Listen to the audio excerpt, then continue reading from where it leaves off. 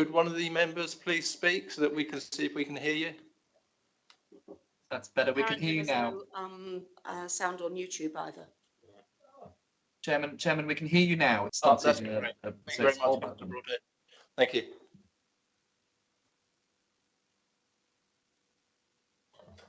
Thank you very much, Chairman. I'm Bob Hanton, Clerk of the Standards Committee. Good evening. Just to give the quick housekeeping notes, please note that this meeting of the Standards Committee is being recorded by the Council and will be published on the Council's website for a minimum of 6 months. Any councillors or officers are not in the room and wishing to speak, please use the raise your hand feature and switch on your video when invited to speak. Please could members who are in the room only speak when invited to by the Chairman and mute their microphones when not speaking. And finally, please ensure that background noise is kept to a minimum and that mobile phones and other devices are turned off or switched to silent for the duration of the meeting. Thank you. Thank you, Mr. Hanton. Do we have any apologies, please? Chairman, we have apologies from the Chairman, Councillor Borthwick. Thank you very much. And do we have any substitute members? No, Chairman, there are no substitute members. Thank you. Members, are there any declarations of interest for any items on tonight's agenda? I myself have one, and I will be declaring an interest on item 7, and I will be recusing myself from this meeting and would ask permission to do so, therefore handing over and requiring a chair for the second part of the meeting. Thank you. Any other councillors? Councillor Fowler. I will be recusing myself from the second part of the meeting and leaving the meeting. Thank you very much. So moving on, we go to agenda item 4, which is a confirmation of the minutes. And I would ask the committee to confirm as a correct record the minutes of the meeting of the committee on the 23rd of January 2023, which have been circulated with the agenda. Are members so content? Thank you very much, members. And moving on, agenda item 5 is public issues. I would ask if Mr. McKinstry would like to step up to the table. We have 3 questions from you tonight, Mr. McKinstry. Thank you very much. Okay, can you hear me first of all, Councillor Kelsey? Okay, splendid. So question 1, with regard to complaint number 132, which is item 7 on tonight's agenda, this arose following an email sent by the subject councillor on the 18th of January. The complaint was made by an independent councillor on the 26th of January. What action did the chair and vice chair of this committee, who were both recipients of that email, take during the intervening 7 days? Did they, for instance, raise any concerns with a senior officer? Mr. Hanson.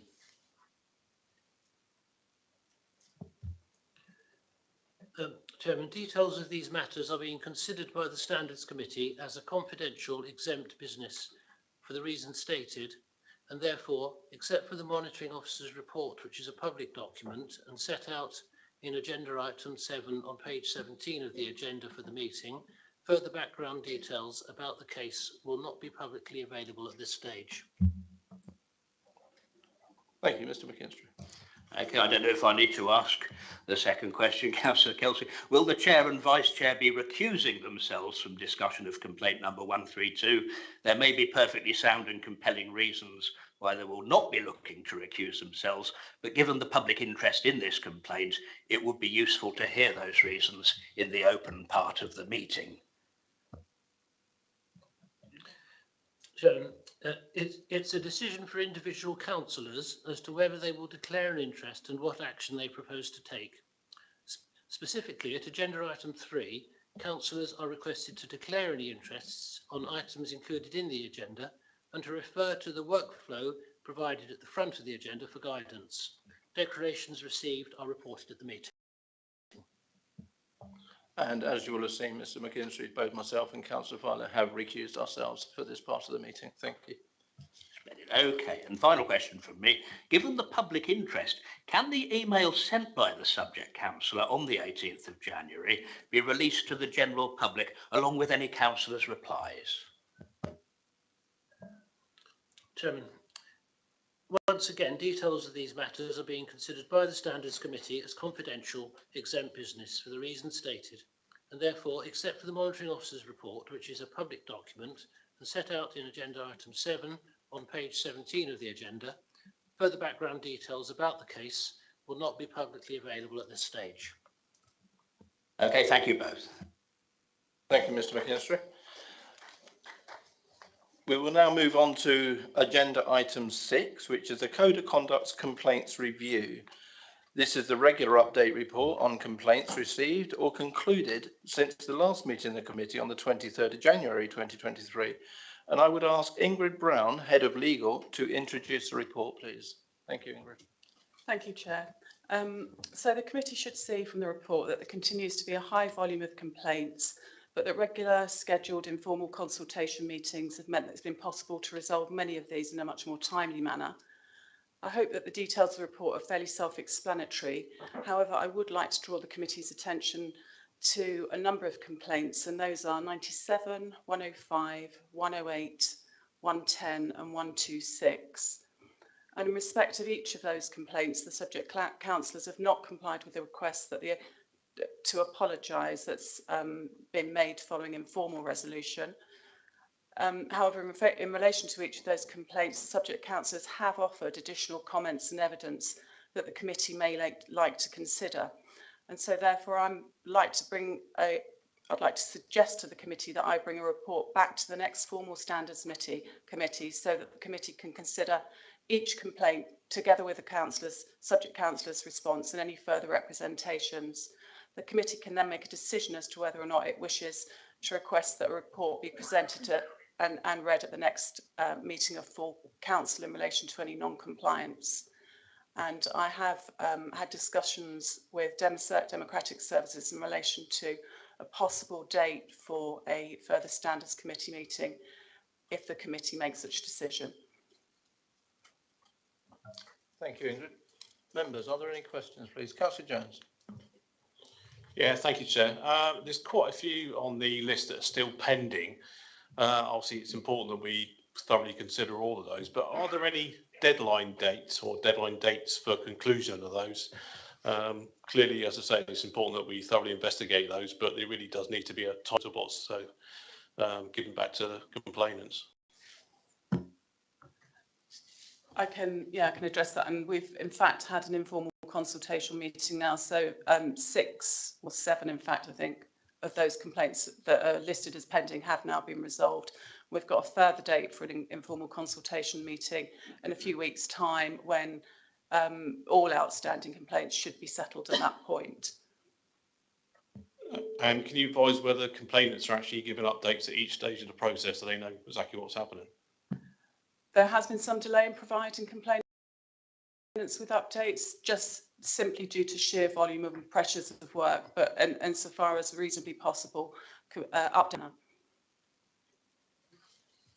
Councillor Andrews, please. Thank you, Mr. Chairman. Obviously, I think we've got 5 outstanding complaints where the particular councillor has failed to do what we've been asking them to do, make a formal apology at a committee or to a full council. As the officer said, we're going to have a further standards meeting to consider formally those 5 outstanding complaints. I think obviously those 5 or however many councillors who haven't apologised should be told that that meeting is to be taking place, and perhaps in the interim they might even reconsider their position and confirm that at the next full council meeting they are willing to stand up and make their complaint. Offer their apology reference to complaint. Thank you.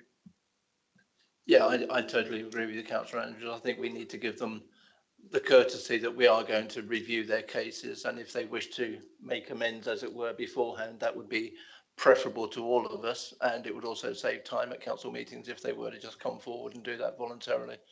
But I think what we need to do is agree that we do need another meeting as members to justify that. Councillor Ricketts, please. Thank you, Chair. I really feel that we should try to get as much of this work completed prior to the new council term. It would be nice to come in with a clean slate. Therefore, I'd like to propose that we hold a formal standards committee meeting as soon as is viable in regard to the access to information rules and in conjunction with Democratic Services. Thank you. Thank you, Councillor Ricketts, and I will quite happily second that move. And members, Are we all in favour of doing that? Yeah, please indicate. Okay, could we take note of that, please, Ms Hampton? Yes. Thank you. Am I allowed to ask a member of the Council Slade is wishing to ask a question? Is that possible? Chair, with your permission, may I come back on the meeting date first Yep, of all, please do. I was wondering whether Mr. Hanton couldn't give some suggestions and you couldn't, as chair, announce the meeting date of the next meeting That would be fine if this we have evening, that if date. possible. Thank you. Chairman, yes, we have been looking at the range of dates. Obviously, the timeline is very tight. In view of the fact that the meeting would have to be held before the pre-election period, which begins on the 23rd of March, and also the council meeting is on the 21st of March. So we have identified the 13th of March as a possibility, which is Monday. But it would have to be in the morning, Chairman, because the agenda for the council meeting has to go out on that day as well. But I know that members of this committee are used to having informal consultations on mornings, so that may be acceptable. Okay. Councillor Fowler. Can I ask why it needs to be not in the pre-election period? This isn't a political meeting, and I can see no reason why it shouldn't be held in the 6 weeks leading up to the election. I think, if I may, I think it's because we need to get this paper to the next full council, and the only full council between now and the next elections is on the 21st of March. So we need to get it done so everything's up in time for that date. Thank you. Councillor Jones. Yeah, I just want to pick up on something that Councillor Andrews said earlier on. I mean, clearly we've been in a position quite a few times where those subject to complaints have refused to apologise. I'm just wondering, are there any special powers that we can apply to central government for in terms of trying to move this forward? Because it just seems ludicrous if we're asking councillors to apologise and they're basically saying, well, no, we're not going to bother, we don't really respect the committee, which clearly they don't.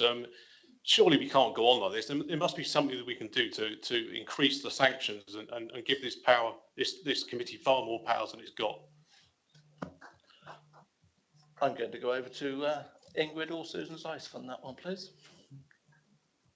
I know my thoughts. Thank you, Chairman. I can assure you, Councillor Jones, that the Local Government Association continues to lobby government for additional sanctions, and the Committee for Standards in Public Life presented a really comprehensive report in 2019, which the government did look at some time afterwards. There were some delays, but unfortunately didn't accept many, I think didn't accept any but 2 of the recommendations that were made by the Committee for Standards in Public Life. So we continue, I think, to lobby government on this. Thank you. Thank you, Ms. Nice. Councillor Slade, you wanted to ask a question?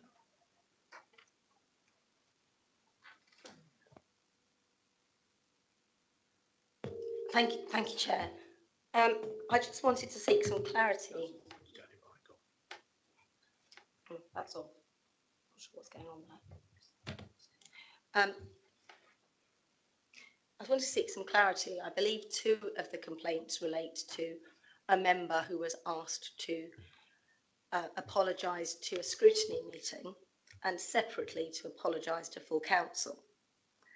Attended both such meetings, and whilst in attendance at the scrutiny meeting on 3 occasions was asked by members of the committee, while he had heard it, that he had to apologise. I cannot understand why you are considering asking for further clarification when there can be no, it's not like he didn't understand what was being asked. I further need it to be on the record that during that meeting, when the member left the meeting, I put a proposal, you may have heard it, that we should put a motion to require some action, and I was told by the chair, don't worry, I'll have a word. I have since confirmed with the chair that he hasn't done that. He has not notified standards that he didn't make the apology, and he has not written to the said member to find out why he refused to apologise. And I think it's really important that this committee knows that if you're going to give them another chance to clear their name. We do not have another meeting of scrutiny in this term, and that member is not standing for election. And the way he treated us and the council was disgraceful. Whatever happens at full council, there is one more opportunity for him to do that. There is no opportunity to do it at scrutiny. And I think that matter, I don't see how you can roll that over to another meeting. That doesn't feel like natural justice. Thank you. Chair, can I just clarify, there isn't any intention to roll it over, but it is to present the matter to the Standards Committee to make a decision to refer the matter, whether or not to refer the matter to full council. So it's not about reconsidering the matter. It's just that there needs to be a formal decision of the Standards Committee.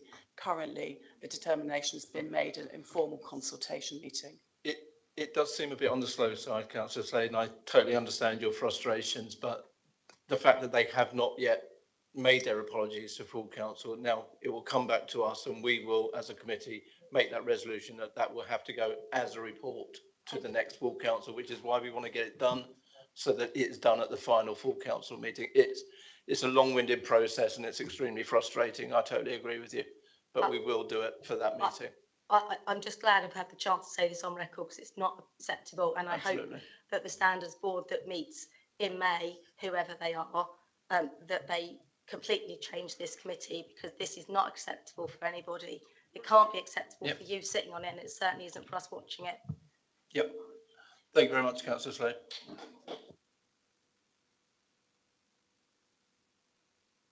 Councillor Ricketts, please. Thank you, Chair. Through you, please may I ask of the monitoring officer or the deputy monitoring officer why it is that we cannot at this meeting resolve to censor those councillors or ask council to censor those councillors. Could you please explain why it is that it has to come back to another meeting before we can do that? Thank you, Councillor Ricketts. Susan or Ingrid, which one of you would like to answer? It needs to be presented in a formal report with the detail of the complaint and the detail of the response, so the committee can take an informed decision and consider the evidence in the whole. I understand the frustration. What I think they're trying to say is that we have already dealt with this in a formal way. We already came to the conclusion that these apologies were necessary in a formal way. Why do we need to do that a second time? It was actually by way of the informal part of the process. The Standards Committee is the formal part of the process, so the formal decision can only be made at committee. Yeah. No, we will have to have a formal report on that. It's only fair and proper that we have to do. If we are going to hold up the standards boards, then we need to be doing the right thing in the right order at the same time. Otherwise, we're no better than other people. Councillor Andrews. Yeah, I will support the officer of what she's saying there. Obviously, on two of the complaints, because the information has come out into the public domain, everybody knows about it, but there are 3 or 4 other complaints. Even the identity of councillors is not public. What they are asked to apologise about is not public. And I think the idea is that if that is brought to a formal standards committee meeting, and then if they still haven't apologised at full council, then the details of those matters will be made public. I think that's the idea of reporting a matter to full council, that what the member has, as far as standards is considered at a formal meeting that they've done wrong and breached the code of conduct, will be made public. And hopefully those councillors who haven't been named and shamed, as it were, will consider their position well before full council and stand up at the invitation of the chairman. Because if you remember, at full council, the chairman did actually say, has anybody got a personal statement to make? One councillor did. I congratulate that councillor standing up and apologising. But the other councillors didn't. They turned their eyes away from the chairman, and now they need to apologise. Thank you, Councillor Andrews. So, members, we're happy that we could get that sorted in time for the full council, yes? All noted. And on the 13th of March. And everyone happy for the 13th of March as the meeting date for the morning? Don't forget, if you can't be here, then substitutes are allowed. Any particular time? Shall we go 10 o'clock? Everyone happy for 10 o'clock? Yeah, 10 o'clock. Thank you. Thank you very much. Okay, are there any further comments on item 6 on the review? No further comments? In that case, I'm going to call an adjournment whilst myself and Councillor Filer leave the meeting, and it will then enable the rest of the meeting to carry on by electing their own chair for that part of the meeting. So a short 5-minute adjournment. Thank you.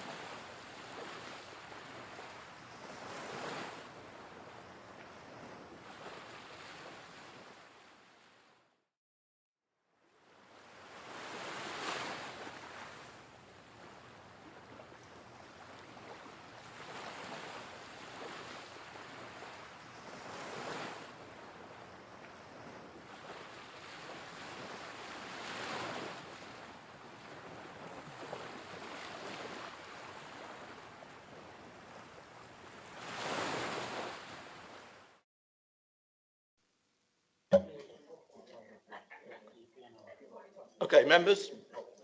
Sorry, it's me again. Just before I go, just to facilitate the smooth running of the meeting, I will call for nominations for the person to succeed me as chair for this meeting tonight, please. Councillor Andrews. I would like to propose Councillor Vanessa Ricketts, please. Thank you. Do I have a seconder for that, please? All those in favour of Councillor Ricketts? Councillor Ricketts, you are duly nominated as chair for this meeting. Thank you. Mr. Chairman, can I just query something on the chair aspect? I know Councillor Ricketts has some holiday commitments, and if this meeting, as it continues, can't reach a conclusion and may need to have an adjournment, as she is going to be well and truly abroad for her holiday, and Councillor Ricketts may want to explain this matter, whether it may be prudent for the residue of this committee to actually have for this item the vice chairman in case it's needed. I actually think that would be a very good idea, Councillor Andrews. I think we wouldn't want to miss the opportunity of the meeting not being able to continue under those circumstances. So I think, Councillor Ricketts, once you come and take up here, I think you need to look for a vice chair for yourself for this meeting, who could then carry on were that to become necessary. Thank you.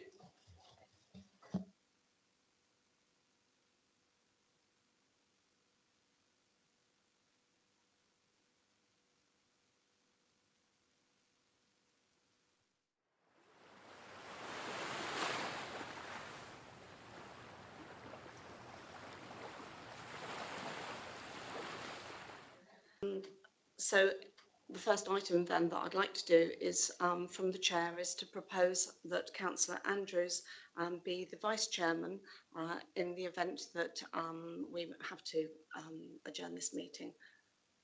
Do I have a seconder, please? Thank you. Councillor Northover. All those in favour? Thank you.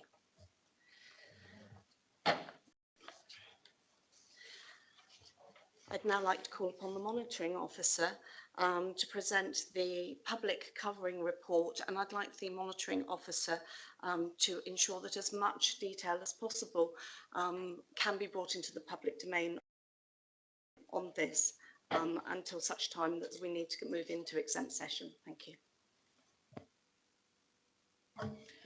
Thank you, Chairman. I'm trying to hold this microphone a little away from my voice because it's rather loud. Members will have read the report that's published with the agenda. The report sets out the fact that as monitoring officer, when this complaint was brought to the attention of myself and the chief executive, we immediately made a decision to speak with the subject councillor and to discuss the matter with a number of other councillors in order to ascertain whether or not this matter should be referred immediately for investigation. And as monitoring officer, I use my discretion to make the decision to refer the matter straight to investigation before going through the normal standards process in our constitution, which is an informal resolution consultation with the chair and committee. And the reason that was done is because I could foresee, although it is a decision for each councillor, that there may be a conflict of interest. So I made that decision together with the chief executive, and having had the discussion with the subject councillor, referred the matter to Janet Keeley, who is online with us this evening and will be called upon shortly once we go into exempt session to present her investigation report. The other thing that the chief executive and I did was to have a conversation initially with Dorset Police, because we felt that there were concerns about this particular complaint that may need the police's consideration. We had quite a number of conversations with them. We presented them with the same evidence that the independent investigator has had, and Dorset Police took counsel from a senior lawyer in the Crown Prosecution Service and came to the conclusion, as set out in the report, that they would not be proceeding any further with further action. But were it not for the fact that this matter had been brought to the attention of officers and not proceeded with, they may have taken a different view. I don't feel that I can elaborate any further on that at this point. But the recommendations of the investigator are that 3 areas of the code have been breached, and they are set out in the recommendations to my report.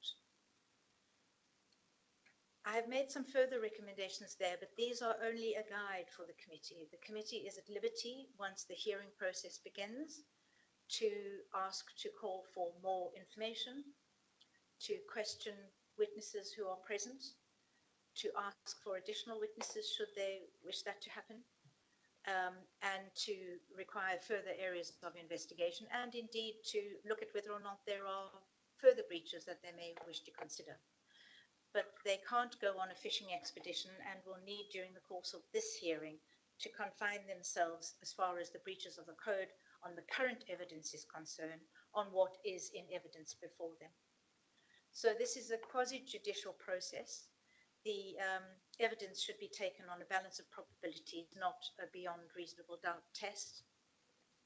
And the first consideration for members will be whether or not this hearing can proceed.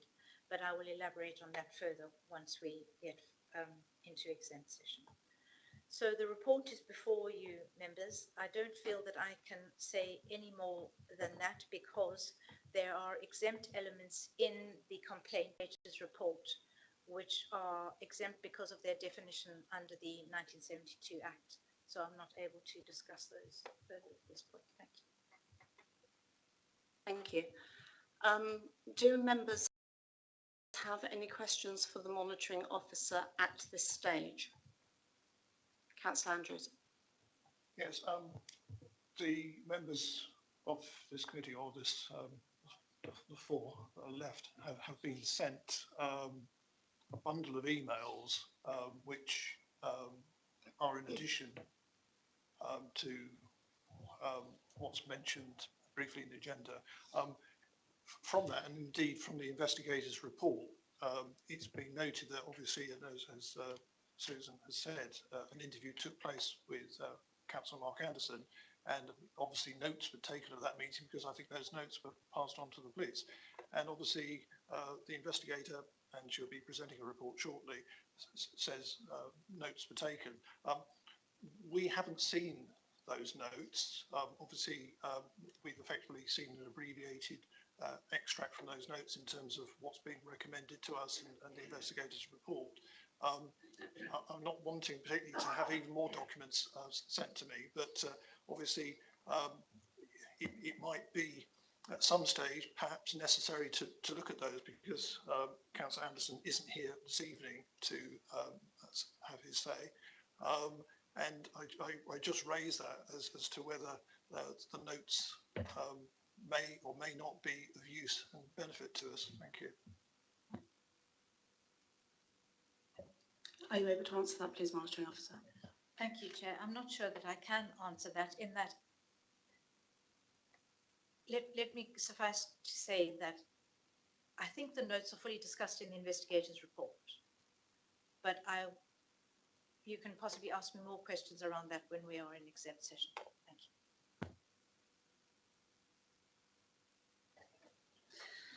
Are there any other questions for the Monitoring Officer or any other members of the staff at this time? Oh, Councillor Broadhead, my apologies.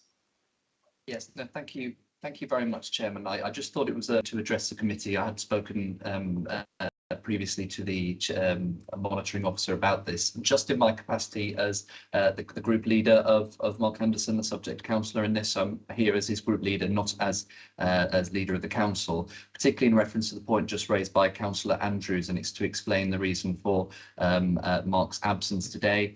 Colleagues may well be aware, and I've sent emails to all colleagues about this recently, that Mark is currently on a leave of absence. Interestingly, that was actually recommended by the independent investigator that did this report as well. Colleagues will be aware that he's had lost both of his mother and father recently, a double bereavement, and he's also actually very physically unwell as well. So I'm offering that in context for the reason that... Councillor Porter, please, can I remind you that we are in public session? Yes, no, absolutely, and I've got it's Mark's agreement that he is unwell at the moment, and I actually announced that he's on a leave of absence at the moment. So I offer that as context to his absence for being here today. I'm sure if he were here, and I know that I have spoken to him, although I'm very careful about making sure that he's looked after in his absence, that he is extremely apologetic about the situation that we're in. But there was the context of a recent loss, which is why he's away at the moment. So I thought I'd offer that in background. That's all I'm prepared to say at this time, just on behalf of his group leader in looking after his mental health. But again, I'm sure he would say that the email trail on this of canvassing for ideas for street cleaning, he wasn't done in the way that he would have intended. I'm sure he'd be happy with an apology. That's all I've got to say. Thank you. Thank you, Councillor Broadhead.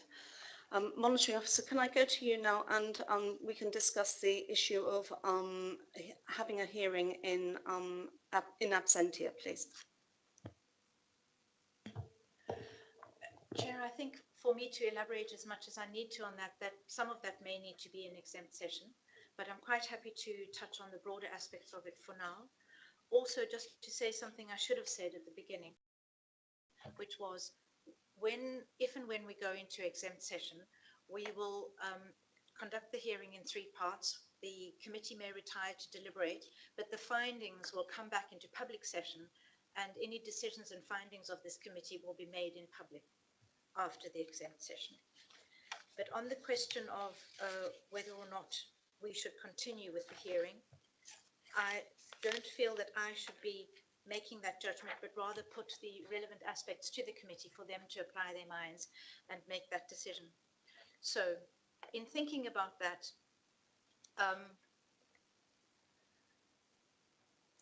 this is going to be difficult. I think we might need to be in exempt session for some of this, but some of the considerations are, has the subject councillor had the opportunity to explain their position? The subject council had an opportunity to have an interview with the chief executive and myself and the independent investigator.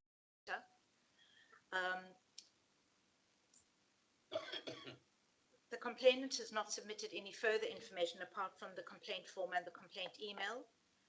The complainant was also interviewed by the independent investigator.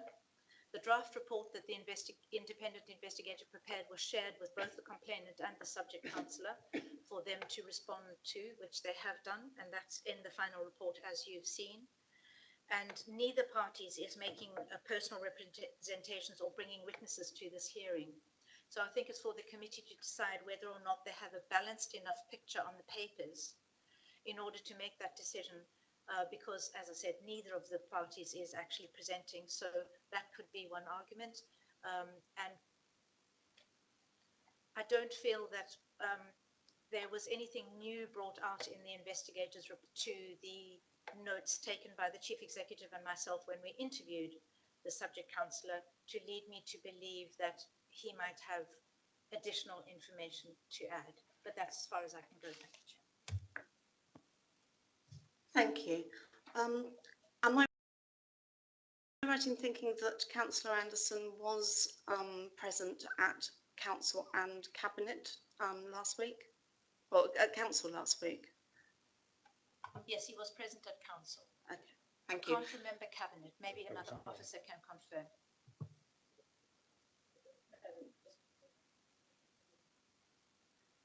And can I also ask if the Chief Executive has been made aware if Councillor Anderson is still with his portfolio? I'm aware that other councillors have been asked to pick up some of the issues in terms of presenting some items on that at the Cabinet meeting next week, as I understand it. Thank you. So, members of the committee, can I have your thoughts on this, please? Do you feel that we have a balanced view to be able to deal with this hearing in absentia?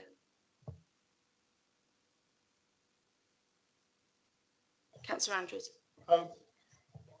Councillor Mark Anderson has been given an opportunity to put his thoughts, views and apologies in writing.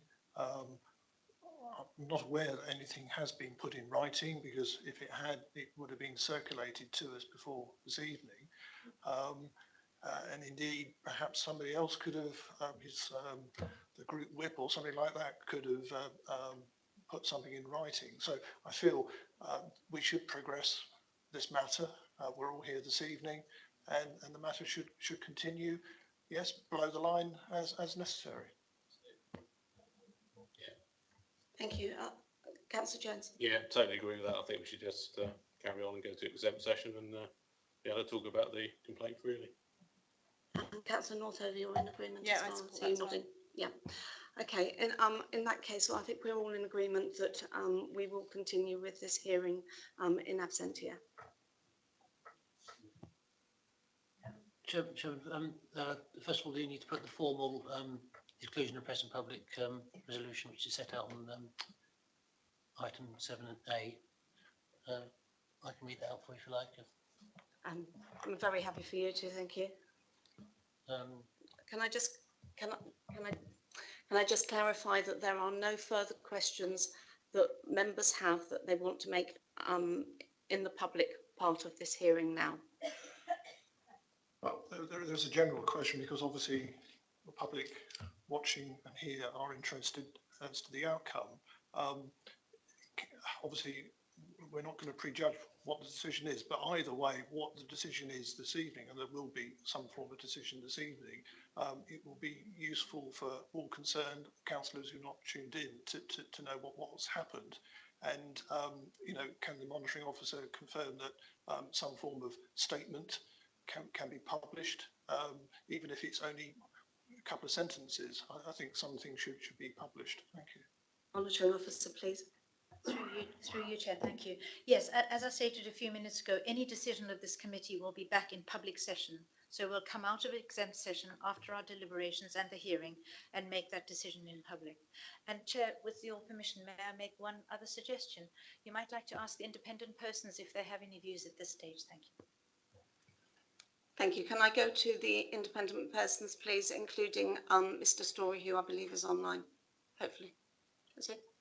No.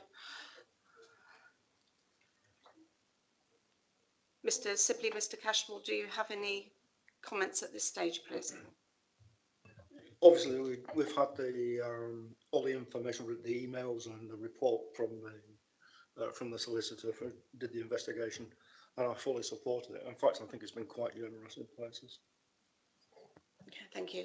Mr. Sibley. If I may, Chair, just to endorse something that Councillor Andrews has made, the person complained about has had adequate opportunity to represent himself here today. It's his decision not to represent himself or to represent his point of view. Thank So you, Mr. Sibley. Okay, so at this point, please may I ask the Democratic Services Officer to read the exemption, which from the chair I will propose. And may I have a seconder as well then, Chairman? Thank you. Thank you. So for the live stream, the resolution is that under section 100A4 of the Local Government Act 1972, the public be excluded from the meeting for the following items of business on the grounds that they involve the likely disclosure of exempt information as defined in paragraphs 1 and 2 in part 1 of Schedule 12A of the Act, and that the public interest in withholding the information outweighs such interest in disclosing the information. Thank you. We will now have a short adjournment. Thank you very much, members of the public, for attending. You are welcome to come back once we have made our deliberations. Thank you.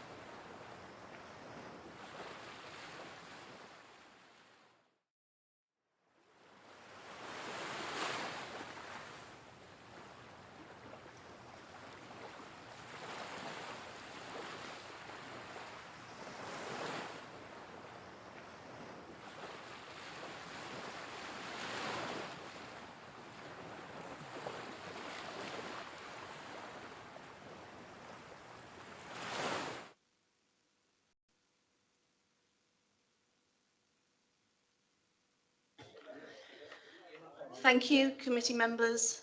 Thank you, officers. Thank you, members of the public. Thank you for your patience. We wanted to make sure that a complaint of this nature and of the seriousness of the allegations was given its due consideration. So our apologies for taking time, but we want to make sure that we get this correct. So I'm going to go through with the findings of the committee, and we start with the code of conduct and whether this has been, we consider this to be breached, and whether we agree with the inspectors, investigating officers' conclusions. So we start off with 1.1 of the code of conduct, which states that I treat other councillors and members of the public with respect. The investigating officer said that she had not found evidence that paragraph 1.1 of the code had been breached. We do not agree with her as a committee. We feel that Councillor Anderson has breached this element of the code and has failed to treat other members with respect. We feel that he has not shown courtesy to the other members of the council by not emailing those ward members or advising the greater members of the council of his scheme. And also that he has involved activists along the way with these emails. And we feel that that has not been respectful to the council. With regard to 1.3, I treat local authority employees, employee representatives of partner organisations and those volunteering for the authority with respect and respect the role they play. The investigating officer said that she had not found evidence that paragraph 1.3 of the code had been breached, and we agree with that finding. The next element is 3.1. I do not compromise or attempt to compromise the impartiality of anyone who works for or on behalf of the authority.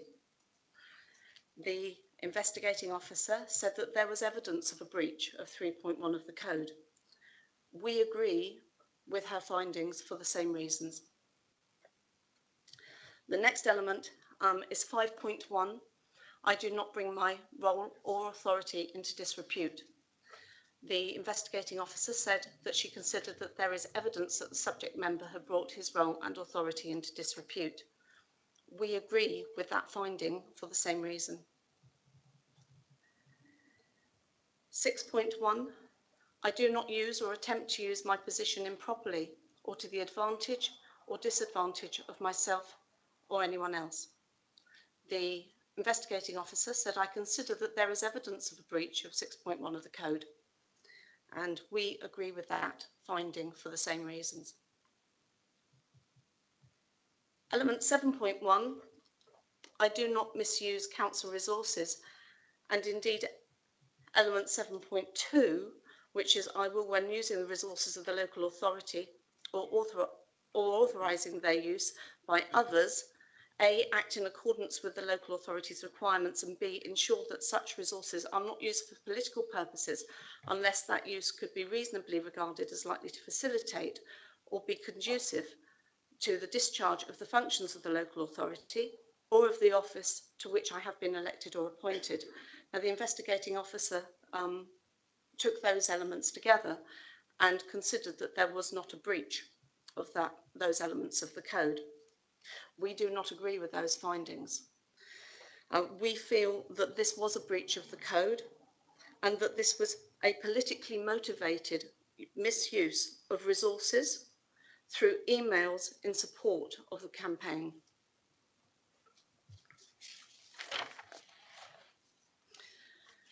With this in mind, we now move to sanctions.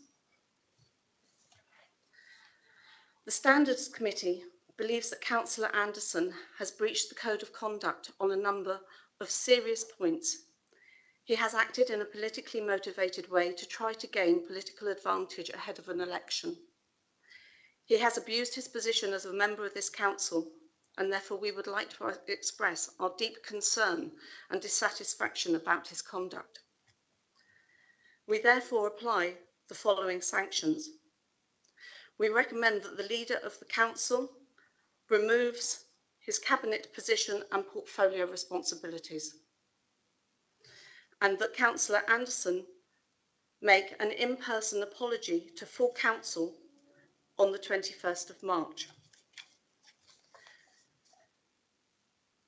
We also advise that the monitoring officer arranges for refreshing training on the council's code of conduct to be delivered to all councillors as soon as is reasonably possible, and that the above training be specifically provided for the subject councillor and for those councillors and officers referred to in paragraph 8 of the investigator's report. Coming out of this investigation, there are other areas of concern that the committee has. And through the course of this, we will be asking the Chief Executive to conduct a thorough further investigation around matters concerning us.